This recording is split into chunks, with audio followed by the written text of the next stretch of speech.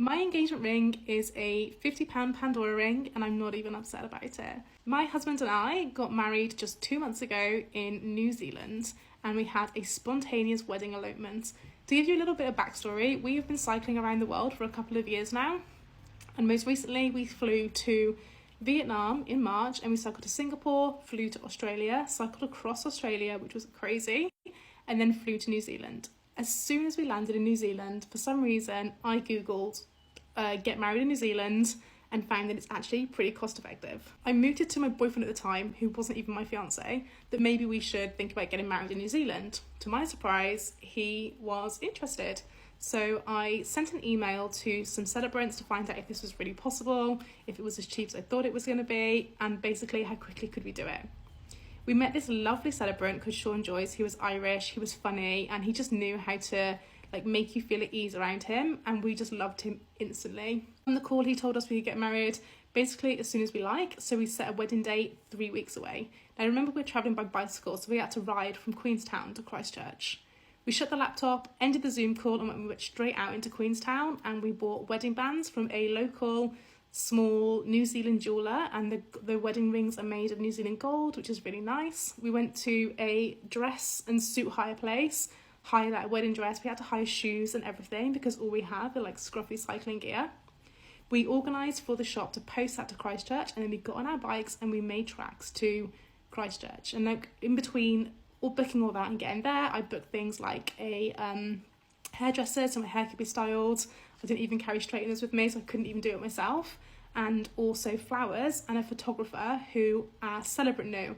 Now, when you get married, you do need 2 witnesses, and my celebrant said, I'll sort the witnesses for you if you will just offer them 2 nice bottles of wine. I was like, that's a deal. So our witnesses ended up being his lovely wife, and the photographer, who was his friend, also did the second witness signature. En route to Christchurch, something happened, and there was a landslide at Hast Pass, which meant that we couldn't move from Wanaka through Hast to get to Christchurch. So we had to call everyone up who we'd booked the wedding attire, the celebrants, the hair, and ask to move it by a week so that we could just wait for this landslide to be sorted while we were in Wanaka.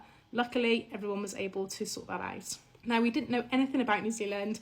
We didn't know where to get married. We didn't know the area. So we just completely relied on our celebrant, who recommended Sign of the Bellbird at Port Hill, and it was beautiful. It turned out that our celebrant actually lives really near there, and he offered us to stay with him because he also has an Airbnb. So we cycled to his house, we stayed in his house, we had dinner with his family, we got to know them so well, and let me tell you, you can't do all of that and not bond. They feel really special to us now. We got ready in their house, we all left together, me, the celebrant, Stuart, my husband, the celebrant's wife, who was a witness, and we made our way to Port Hill, and we were married on the hill. I was concerned that a small wedding like this would feel quite soulless, but it didn't feel soulless. It felt really intimate and really, really special. There's a lot of things I wanted to avoid about a traditional wedding, the thought of doing a first dance was just the thought of it is too much for me. My husband's not really into speeches and that kind of thing. It's just not his love language. So that was awkward for him. The thought of spending all the money to feed everyone, I didn't want it. This just felt like the best option. But it was at first, it was a practical option to avoid all that wedding-y stuff. But it ended up being perfect, really intimate. We actually didn't even want to do anything but traditional vows, but our celebrant, Sean, was you're not doing that. You're going to write about what you value in each other, and you're going to do that on the hill. So I was okay, we'll do that. We started to talk, they were kind of vows, I guess, but they were more values and I guess a thanks to the person that you're in love with for who they are. I could barely get through mine. I was in tears. The celebrant, I didn't think I'd cry, honestly, but the celebrant was there with a handkerchief and sorted me out. So yeah, that is the story. Oh, and how I ended up with a Pandora ring. So as I said, we sorted all of this out before we were even engaged because I just Googled it.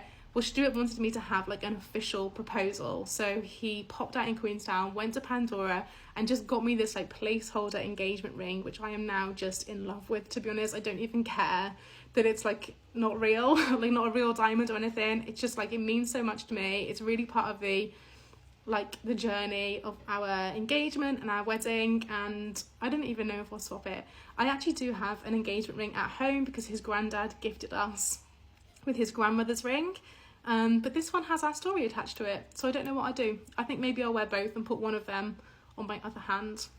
I'm not sure yet, but yeah, that is a story of how I ended up with a cheap engagement ring, which I love, and the entire wedding elopement.